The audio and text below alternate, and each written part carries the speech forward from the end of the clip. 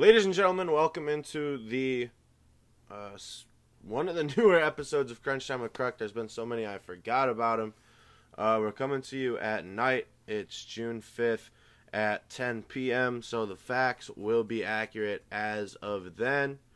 Looking at some things, Tim Hackett's once again returning with the NHL playoff talk. Brock Guzzi's back for a third time in a row, going for the hat trick in MLB baseball.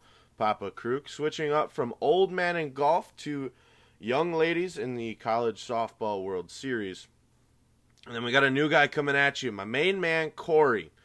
He's a new guy. He's going to talk about the Nets versus the Bucks series, what to look for there, and really dive deep into that. Before we get going, I'm going to lead you off with the NBA playoff series so far. So, the number 2 seed Suns have beat the 7 seed Lakers, and that might be considered an upset to most because people consider playoff LeBron, like playoff Jordan. But playoff Jordan was also basically regular season Jordan. He was just great all the time. LeBron's been playing for so long that he now conserves energy throughout the year. I'm not saying that he load manages because I don't know exactly his splits of time between during, in season and postseason, but he does play a lot better and have a lot more show me stats in the postseason, if you will. This is the first time that LeBron James has lost in the first round. He's 14-1 in first round playoff series. Booker was a real standout player for the Suns. He averaged 30 points, 6 rebounds, and 5 assists. And Booker is a three-point shooter, but he was getting shots inside, driving, doing a lot of weird floaters, taking the mid-range shot really well. He was also helped by DeAndre Ayton, Crowder, Payne, and Paul really did their part to really help out. And Chris Paul, honestly, I can't say I'm a huge Chris Paul guy, but I really do hope that he gets his first ring this year. I'm a fan of him. I consider him one of the top 5 point guards of all time. Looking at this one, the 3 seed Bucks beat the 6 seed Heat in a sweep, 4-0. I'm not really going to talk much about the Bucks. I'm going to let Cory talk about that a little later. But the Bucks will be playing the Nets. The 1 seed 76ers beat the 8 seed Wizards 4-1. The Wizards did end up getting a win, but in the end it was kind of worthless. So the 76ers will move on and play the Hawks. Trae Young and company will be looking forward to that one. It really wasn't a hard series for the 76ers. The 76ers, they kind of coasted in the game where the Wizards won it. But then they came back. Ben Simmons really put on a show in the last game of that series. Westbrook, he was getting hurt an awful lot. He left a bunch of games. The incident with the popcorn thrown at him, terrible, terrible fans. But Embiid and Westbrook have always been back and forth, going at each other. Tobias Harris performed very well in that series, and if he keeps performing the way he did in that series moving forward, the 76ers could find themselves in the NBA Finals. He had 25 points per game, 4 assists per game, and then 10 rebounds per game. Harris, Simmons, Embiid, and Seth Curry all played amazingly well. And combined between those 4 players, they averaged 85 points per game.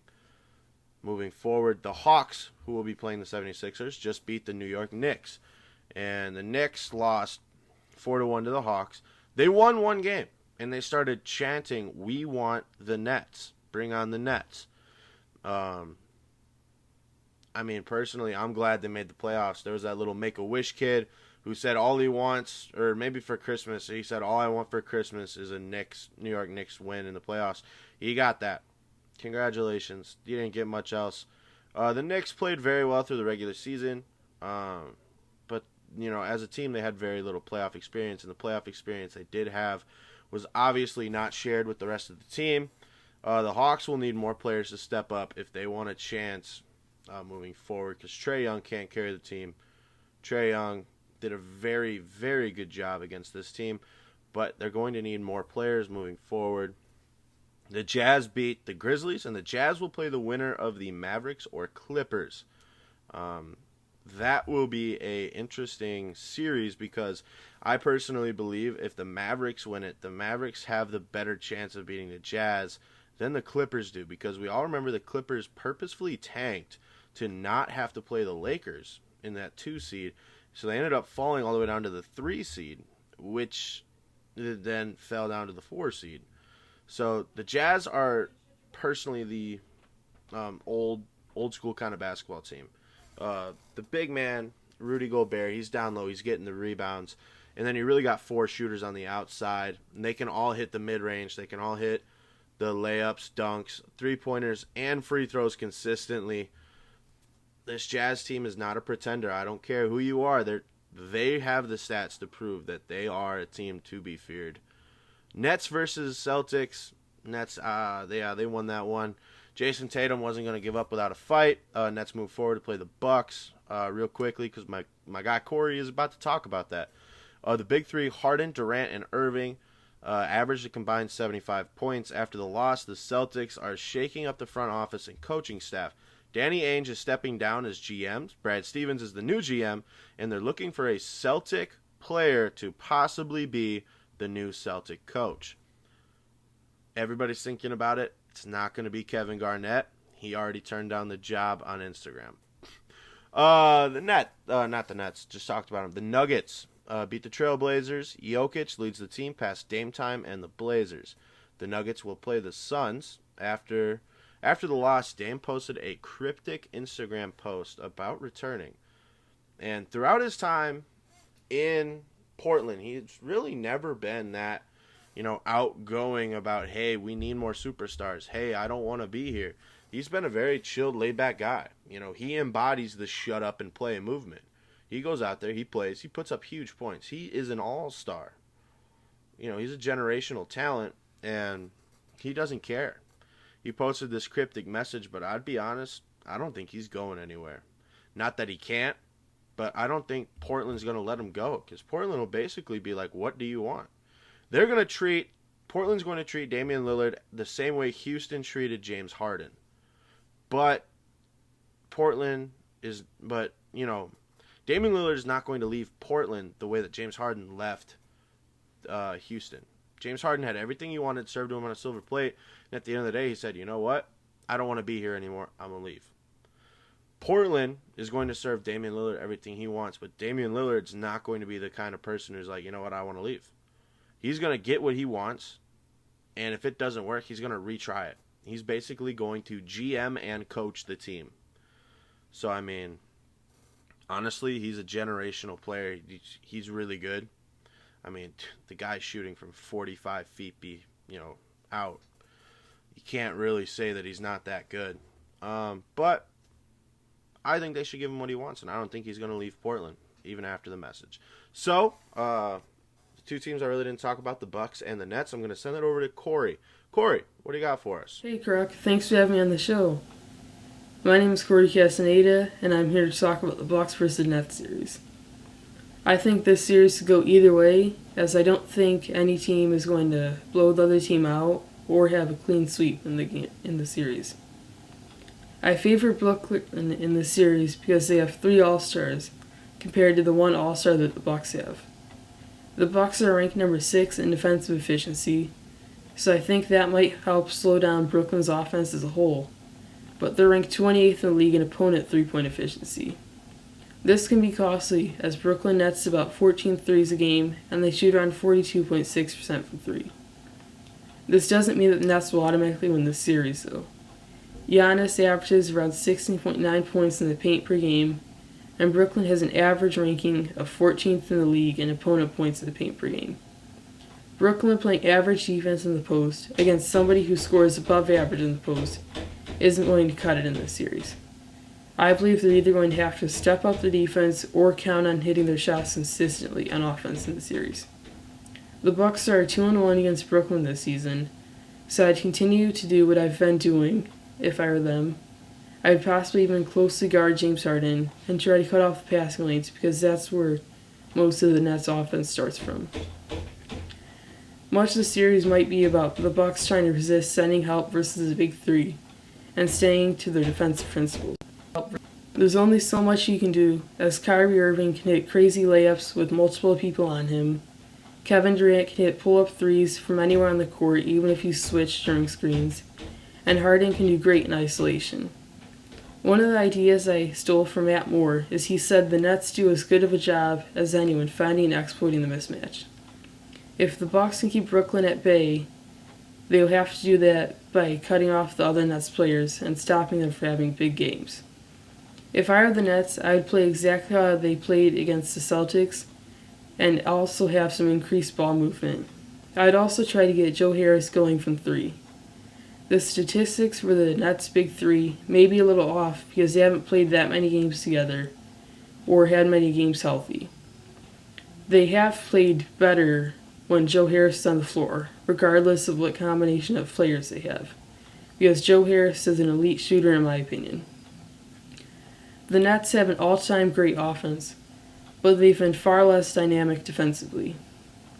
During the season, they were simply able to outscore most teams on most nights, but that might not necessarily be the case against the Bucks, who possess a top 5 offense and also promise to make things tough on the offensive end for Brooklyn.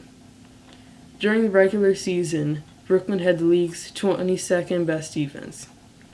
I've spent quite a bit of time talking about the Nets, so I'm going to talk a little bit more about the Bucks. The Bucks bring 2-time MVP Giannis Antetokounmpo to the party, plus an All-NBA player in Chris Middleton, an all-star level point guard who plays both ways in Jrue Holiday, and plenty of shooters.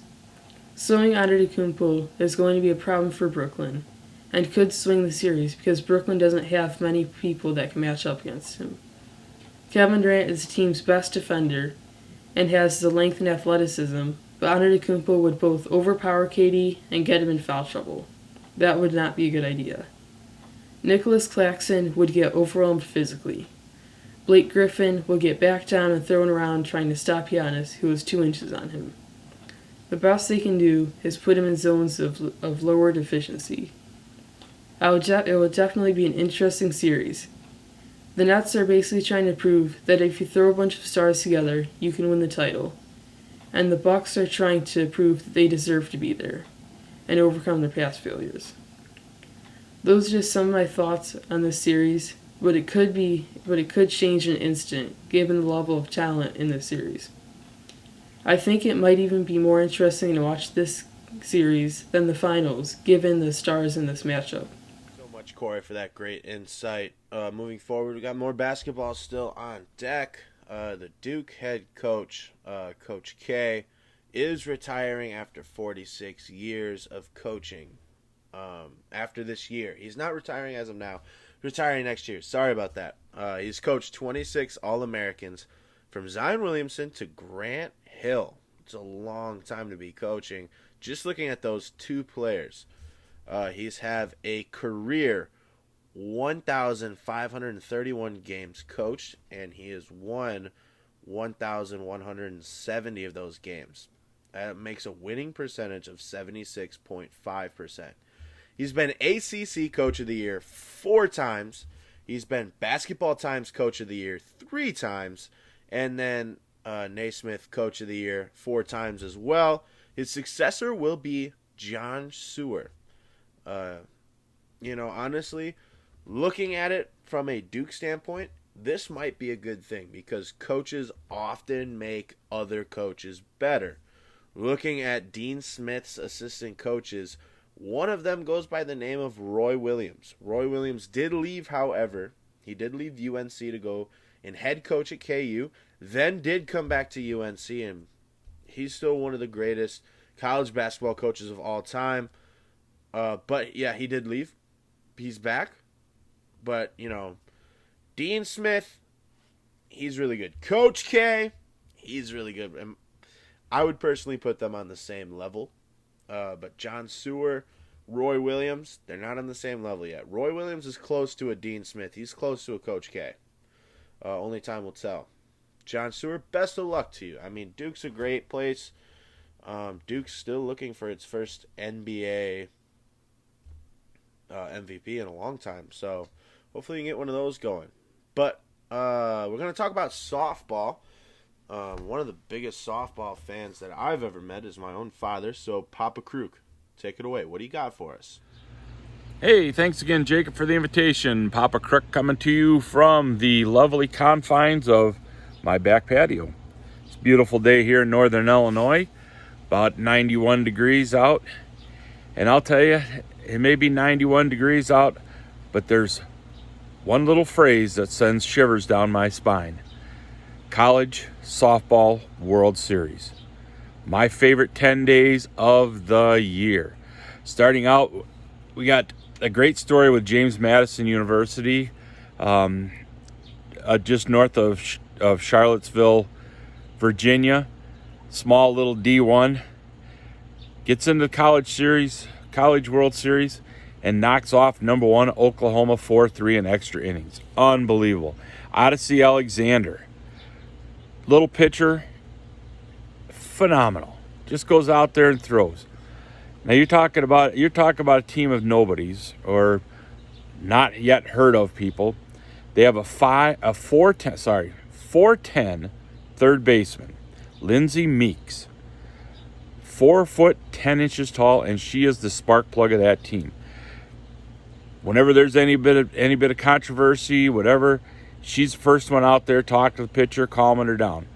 Great little motivational speaker. Second game, Montana Touts from Alabama goes out, has 34 strikeouts in her first 2 games. Let that sink in. 34 strikeouts out of 42 outs. And to top it all off, on Friday night, she goes out and pitches a perfect game on her 21st birthday. No base runners, no walks, no hit by pitches. Pitches the perfect game. First time in 21 years that it's been done in the College World Series. Go back to it. UCLA beats Florida State 4-0, advances. Today is Saturday, so I'm recording this after the first round of elimination games. And Florida State comes back, and in the bottom of the 7th inning, beats Arizona to knock Arizona out of the tournament. And Oklahoma 8-run ruled Georgia, so Arizona and Georgia are out of the tournament. Talking earlier this week with Jacob, I was talking to him about the tournament, and I told him that my heart is with James Madison. I would like to see James Madison win the whole thing.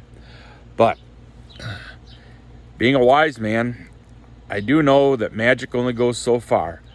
I've been watching Alabama play for the last couple of weeks through the SEC tournament, through the qualifying rounds to get into the World Series, through the quarterfinals, the semifinals.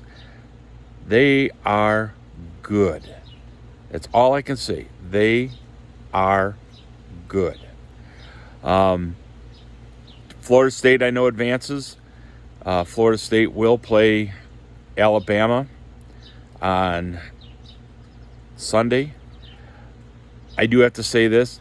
I know Florida State's been winning. Not a big Florida State fan. They just don't do it for me. The other team left in it. Oklahoma's still hanging in there. They are the number 1 seed in the country for a reason. They are good. Ooh, bug got me there. They are good. I'm still putting my money on Alabama. That's who I'm cheering for. Oklahoma State plays later tonight. We'll see how they do. Again, I'm going with Alabama. It's fun to watch. If you guys have a couple hours, it only takes 1 hour and 40 minutes to watch a game. Watch a game. You will not be disappointed. Again, from Northern Illinois, this is Papa Kruck. Back to you, Jacob. So, as you mentioned, perfect game is hard to do anytime, but on a huge stage like the College Softball World Series, one of the biggest stages for softball players anywhere, hats off to you. Just an outstanding job. Looking at golf. It's not the Masters. It's not the Open. Last time we talked about the Charles Schwab. This time we're going to talk about the Memorial. Jon Rahm. He's been pulled from the tournament. He is 6 strokes ahead of everybody else after the 3rd round of play, and he's pulled from the tournament because of a positive COVID test. Now, is this right? Is this out of hand? What is the call here?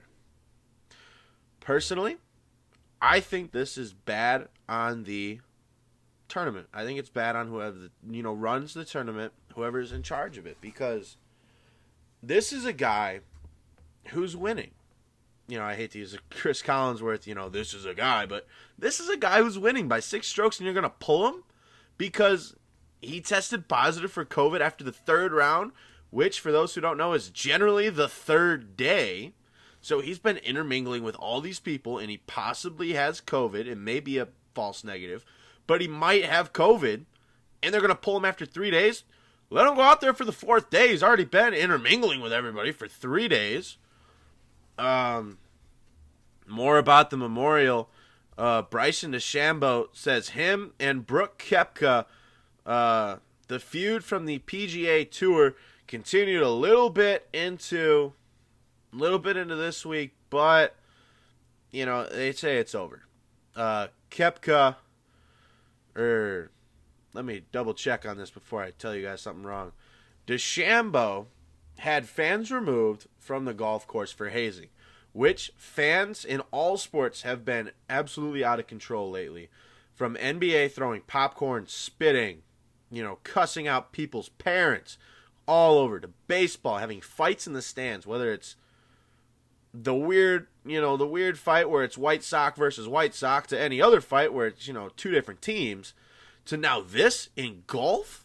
Out of all the sports you expect to have fights in the stands, golf is probably the last one. But you know what? Golf fans, do better. DeChambeau had fans removed for hazing him, and then Koepka goes out and buys him a round of beer. Personally, it's kind of a funny move for Koepka because, this guy's rolling in enough dough. Buying, 6, 7 guys beers isn't going to put him under. But, DeChambeau, another professional golfer who he's going to see for a long time, this guy's buying him beers? What are you doing? It's not really sportsmanship there. But something we didn't talk about because it happened after I filmed last week, the the PGA Tour with Phil Mickelson, the fans were following him, right? The fans were within 8 feet of him on the last hole. They were following him up, and Phil Mickelson said it was nerve-wracking because the fans were so close to him. They could have touched him, punched him, kicked him, spit on him, threw popcorn at him. Do better, 76ers fans. They could have done any of that, but they didn't. They were super professional, super nice, because they knew they'd have been banned for life, and they're not trying to do all that. And, Phil Mickelson and the guy he was golfing with who didn't win, they were super upset about it. They're like, yeah, these guys are too close to us. We can't focus. We can't do this. We can't do that. And I'm thinking to myself, suck it up. You go through high school where nobody watches your tournaments except for, your coach and maybe that one parent who doesn't mind walking 18 holes of golf. You go through college where you really only get seen on the first hole, the 18th hole, and maybe a specialty hole, like the 9th or the 13th, something strange. And now these guys are on the professional stage where fans are constantly watching them, and they're mad because fans are following them. I'll tell you what. Tiger Woods, like him, hate him, I don't care. If fans were following him, he'd have loved it. You know why? Because he wants what's best for the game of golf. And I'm not saying Phil Mickelson doesn't, but I'm saying, come on, Phil. These fans are out here. They paid a lot of money to be there. And you went through so many years of golf where nobody cared. Nobody showed up. These fans showed up. They're following you. They're basically your own paparazzi. They're like, your own little, clique, your own club, and they're following you, and you're mad about it? Get some thicker skin. So looking at it, the Tampa Bay Rays manager Kevin Cash, the hospitalization of Tyler Zombro. So if you don't remember him, it happened not too long ago. This guy was pitching in the minor leagues. Baseball came right off the bat. It struck him right in the head. Line drive to the head in like the 8th inning. He was with the Durham Bulls. They were playing the Norfolk Tides. Came right back, hit him in the head. He's up out of his bed. He's walking. So great news for him. You never want to see that happen in the game of baseball. That was always my biggest fear, and somehow always kept me off the baseball diamond. It wasn't a lack of skill, which I also did lack skill, but it was always this one situation. So, not to joke around about him being hit, but, hopefully he gets better. Hopefully he's doing a little bit better, be back soon. Best of luck to you. The Tampa Bay Rays, pitching is something that they do need to look for. So hopefully you're back and make it to the big league, man. That'd be a huge comeback story. Speaking of baseball, we're going to throw it over to Brock Guzzi, who's got the MLB talk this week. Brock, what you got? Hey, what's going on, everybody? It's Brock again, hopping on another little segment here with my guy Kruck for the podcast. Last week we talked about baseball again. We talked about closers, kind of my ideal closer if I could build one myself.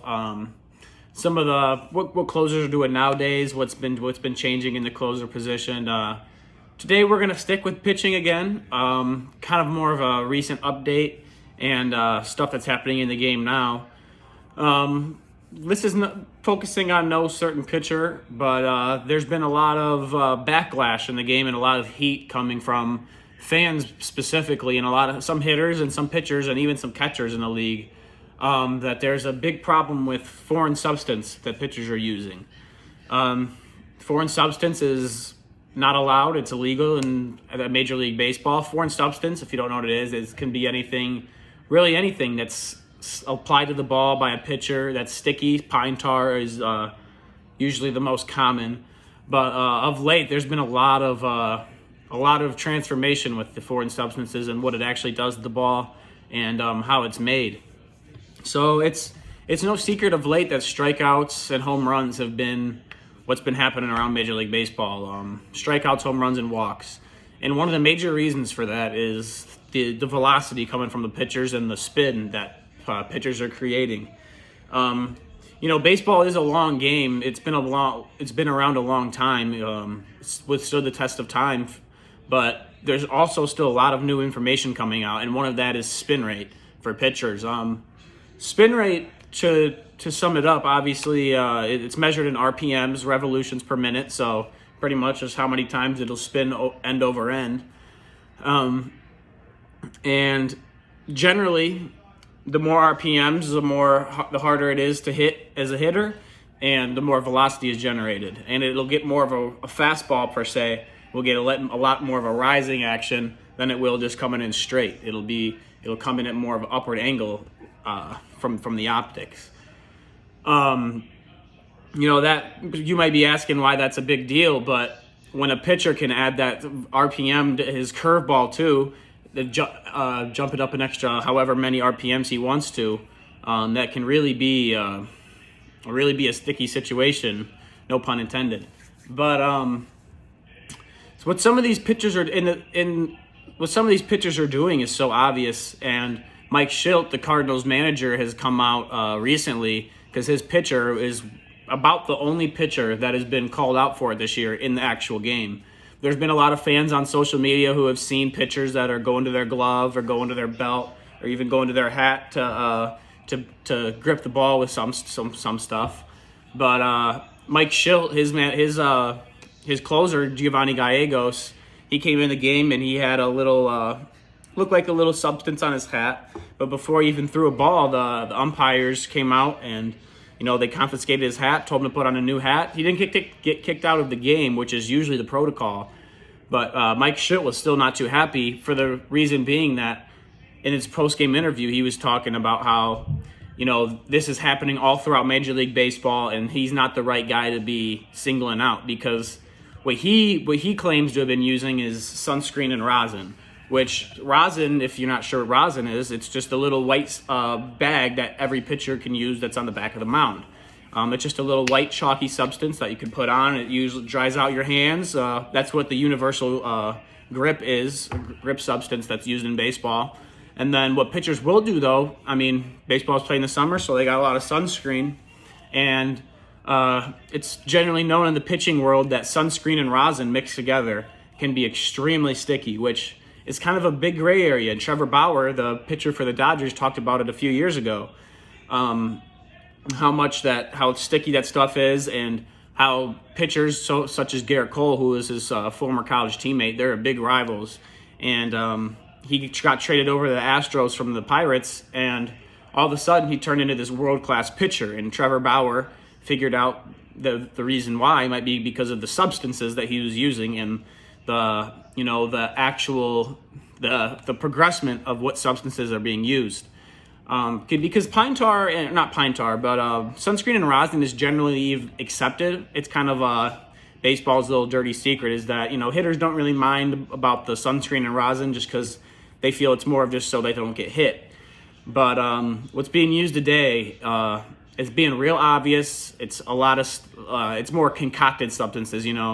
Trevor Bauer tweeted about it even 3-4 years ago about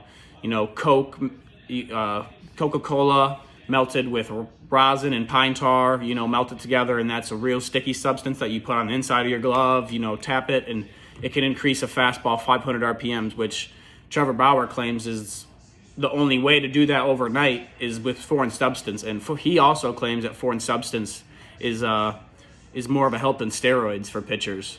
So let's see a few examples that have, some of the bigger guys in baseball that have been using. Right here you can see John Means, who just threw his no-hitter this year. See him tapping in the glove a little bit. Here he goes again. And here's another guy this year. You can even see the black in the glove. James Karinchak, who's had a really great year. Doctoring up his fingers. You can see him. There he is, touching the ball, tossing it up a little bit.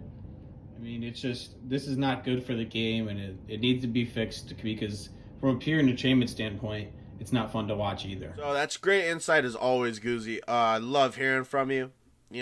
Nothing like supporting those fellow Rockford Lutheran graduates. But one of the things that I would like to talk about more in detail for the MLB is their enhanced plans on enforcement of foreign substance, such as like pine tar and, that certain raspberry stuff that they've been using. Whatever makes Garrett Cole basically good, people are saying. Josh Donaldson said he was going to release a list of all the people that he knows for certain are using it. Since then, he has not released a list yet. So either he doesn't actually know, he's just trying to scare people, or quite frankly, he just doesn't want to anymore. It's up to him. But looking at it, all these no-hitters this year, like we've had 6, 7, I lost count of no-hitters. But we've had a lot of games go a long time without hits, and it's been a very hit or miss season in offense. I'm going to put it that way, because you'll get games that go, combined 10, 12, possibly 14 runs, and then you'll get games where it's, maybe a 3-1 game, 3-2 game, and either way, if you're a dedicated fan of that one team, you're like, hey, that's still a win.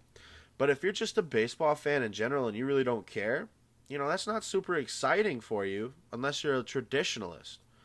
And traditionalists like to see those perfect games. They like to see people hit the cycle. They like to see no-hitters. They like to see that kind of stuff. And, in this day and age, people really aren't that much traditionalists anymore in sports. I am a college football player, not to toot my own horn, but this will help with the story later on. And my few roommates are college football players as well. And we've all agreed that our favorite Super Bowl as a fundamentalist football player was the Patriots versus the Rams Super Bowl, where it was 13-3, because that was true defense. Defense was played, offense was played, but defense just ended up being better throughout the majority of the game. And we enjoyed that because we didn't care about the high scoring game. We liked seeing players line up mano a mano and just taking care of business. Nowadays, people go crazy about, I don't know if it was 2, 3, 4 years ago, but it was the Rams versus Chiefs. And it was a combined score of like 156. It was an insane amount of points. I remember watching the game. And I was just thinking to myself, like, this is backyard football. This is just, street football. Whoever the fast kid is, just send him on a fade. And, both teams are just running fades the whole time. And that's not real football to me. Real football is on the line, getting down and dirty. There's a set rules and there's a set way to play it. Real baseball is the same way. You don't want to see players, slug the ball 500 feet. You want to see the game be played the traditional way. And, it depends who you are. But, I personally just not a huge fan of this new wave baseball playing and whatnot.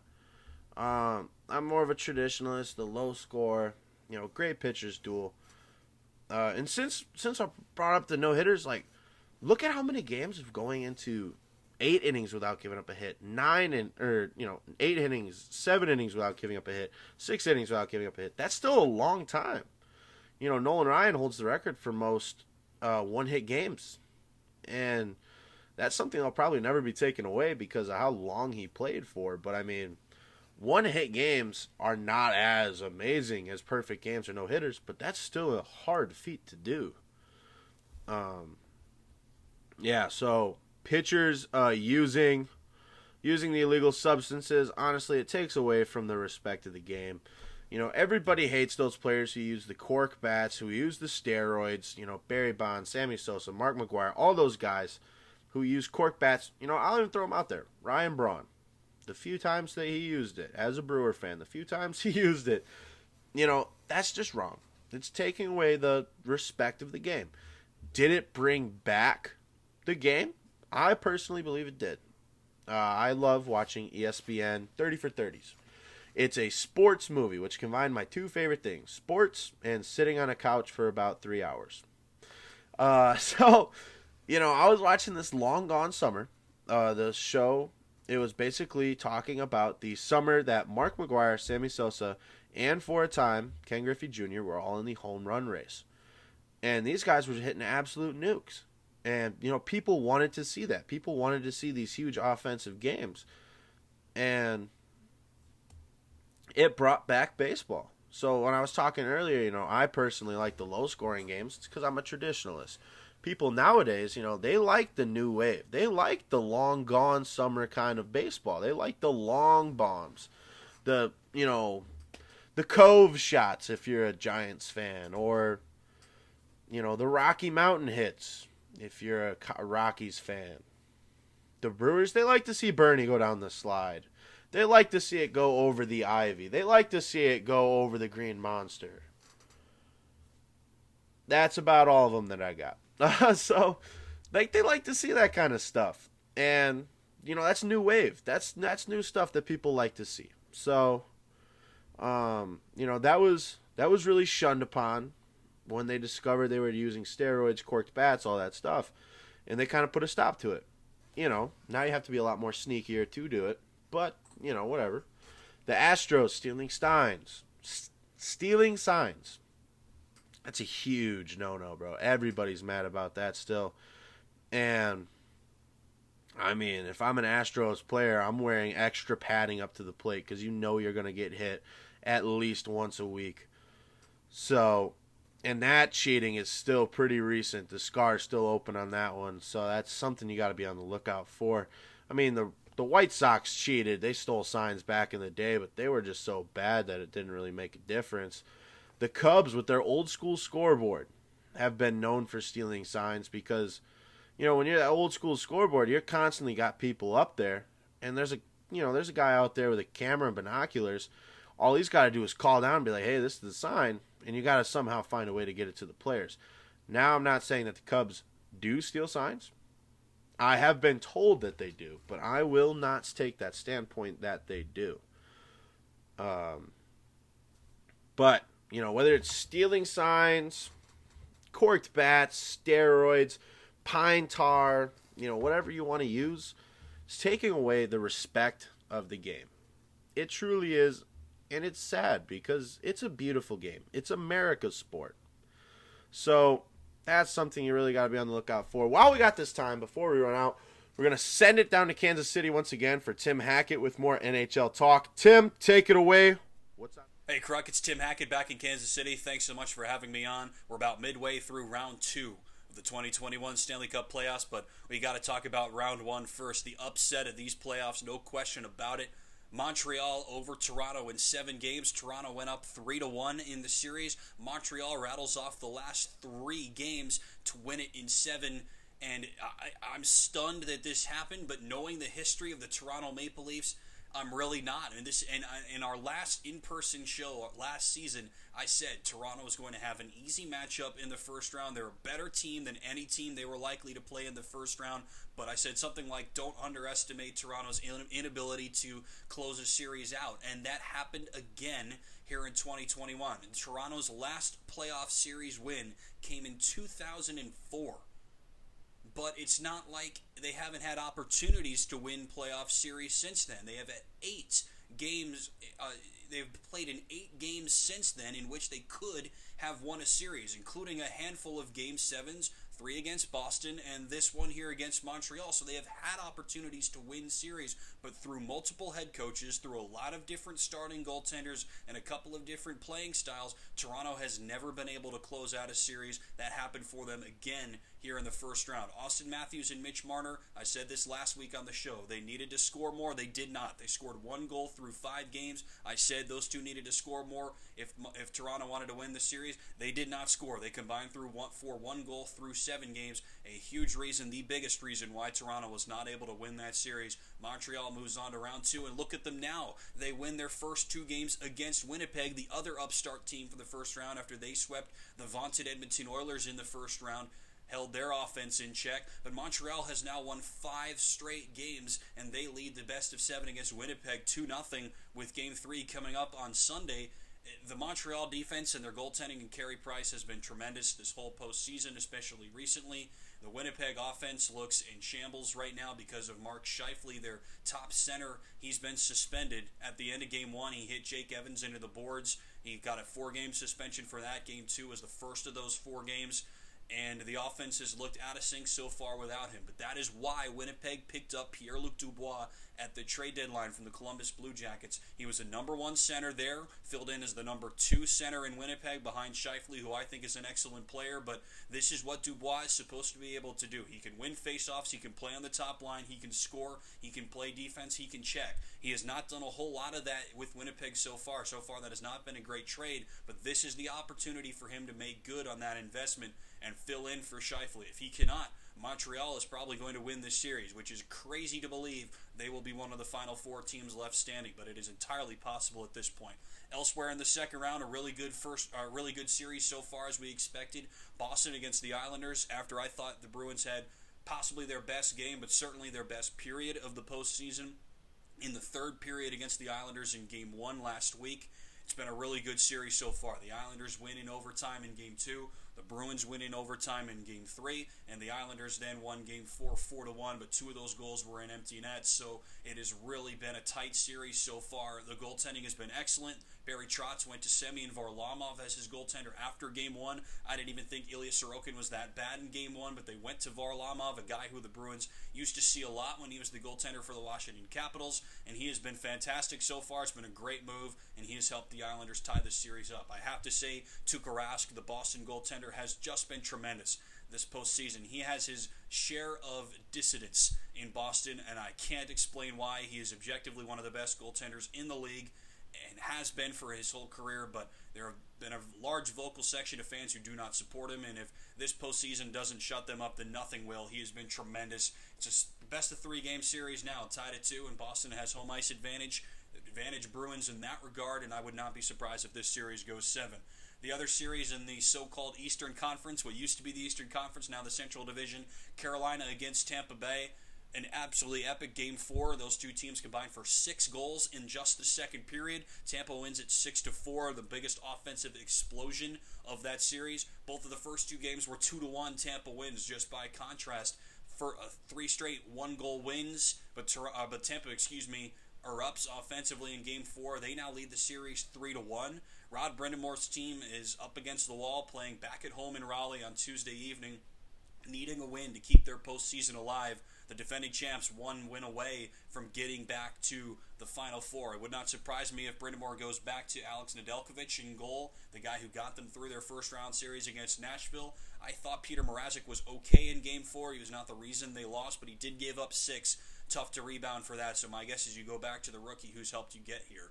Elsewhere, speaking of really good goaltending that has disappeared, Vegas' goaltending in the first game against Colorado was nowhere to be found. They went with Robin Lehner to give Marc-Andre Fleury a break. He let up 7 goals, which was stunning. The Colorado Avalanche offense was electric. They won Game 1 7-1, but since then, unsurprisingly, the two teams have locked it down. The Colorado offense really struggled in Game 3. Vegas' best game of the series. They won that game 3-2 with Marc-Andre Fleury back in goal. He's going to get the run the rest of the way, no question about it. If the Avalanche offense can get back to how it was in Game 1, obviously that looks good for Jared Bednar and company, but I expect Vegas will lock it down and play really well through their defense, offensively and defensively, like they have done all season. Colorado leads that series 2-1 with Game 4 coming up on Sunday. It's a big litmus test, obviously. If Colorado can poach a win on the road in front of what will be a jam-packed T-Mobile Arena like it was in Game 3, they'll go up 3-1 and will be in the driver's seat in the series. If Vegas wins it, we'll be all tied up in this series, which was a possible Final Four level preview, Final Four caliber series. Will be a best of 3 the rest of the way. It's been fun so far. The rest of the second round coming up this week. I'm excited to break it down for you. Thanks a lot, Kruck. I've been Tim Hackett. We'll talk to you next week. So much, Tim. Love having you on the show. Hopefully you come back for the rest of the NHL talk because you're the guy who knows what's going on in the playoffs. Until next time, this is Crunch Time with Kruck. If you're watching on YouTube, thank you very much. Comment what you would like to see moving forward. If you're listening to us on Apple Podcasts, Spotify Podcasts, or anywhere you get your podcasts, subscribe.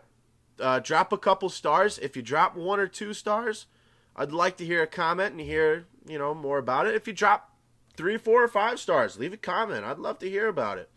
Until next time, this is Jacob Krukenberg. Thank you all for tuning in, and we'll see you next week.